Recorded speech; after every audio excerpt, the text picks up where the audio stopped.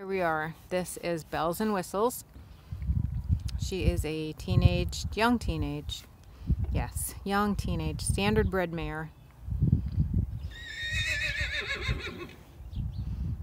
That's one of her roommates. Hi, Bella. Hi, pretty Bella. So, Rachel, what do you want to say? Hi, Bells. You want to talk about how you handle a right brain introvert versus a left brain extrovert versus, do you want to get into that? You think you could do that in under a minute? A quick assessment. Not without thinking about it. Well, just a short overview. Step to your right and your back's in the camera. That's your left. That's your other right. So Bella, her personality is a right brain. She has a right brain introvert tendency and a right brain extrovert being. So environmental causes bring out that right brain introvert shrinking,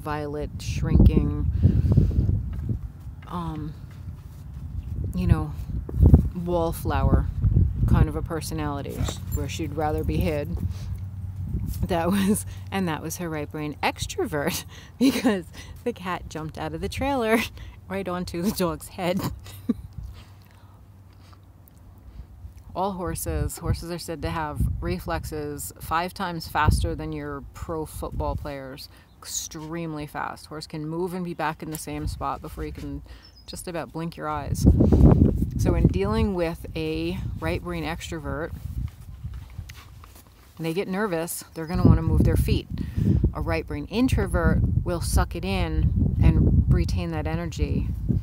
Ultimately, they are the most misread of all types because they appear very quiet and very sane.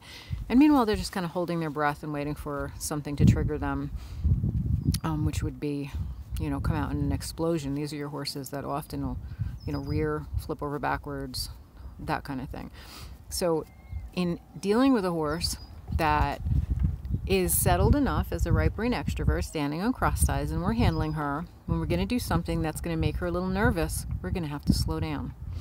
And by slowing down, it gives her time to assess the situation and feel safe. And really, they'll see as she's watching Rachel toward her hind end, she had an old injury there. There's a pretty thick layer of bone laying along the outside of her cannon bone there on her right hind. And so she's a little touchy, although most horses I found are, they're a little more questionable on that right hind because most of our handling is done from the left. Now she's settling in here. See if I can scroll in a little bit to her expression. Now, because Rachel's going slow, she's got her ears on her, but she still feels pretty safe. So we're going to go slow and make sure that we're having a conversation. And this isn't a one-sided, I'm going to whisper something to you and you better do it. That's not a conversation. A conversation is interactive. So as Rachel goes slow, she settles, she's comfortable, that's clear. If she needs to move her feet, like a lot of right brain horses do, she can move her feet around the cross ties just fine. We're not going to restrict that. We're not going to make her feel trapped. And if she gets nervous, tightens up anywhere, gets a little, sucked in, Rachel's going to slow down. She's going to lighten her touch. She's going to wait. She's going to give her time. So these are your right brain. See, she's very happy. That's an interactive horse. That's where the conversation is complete. The communication is happening both ways. The horse feels perfectly fine to reach out, put her thoughts out there. She knows they're going to be received and acknowledged. And even if they're not immediately understood, she can try again. Say, Rachel, what I'm asking you for is, do you happen to have anything in your pockets? No, you do? Yeah. See? That's Bella. I'm being slow and relaxed versus is just being slow. If you're slow and tense, it means the same to a horse as if you're not. Yeah, ever see somebody try to approach a horse in a field and they think they're going slow, and meanwhile they look like they're a predator sneaking up on them to pounce on them? Big difference. Exhale. Exhale when you're on a horse, when you're next to a horse, when you're walking up to a horse. Exhale, it's the first, quickest thing you can do to relax your body language, because they're reading your body language first and from a great distance. And then smile. Exhale and smile.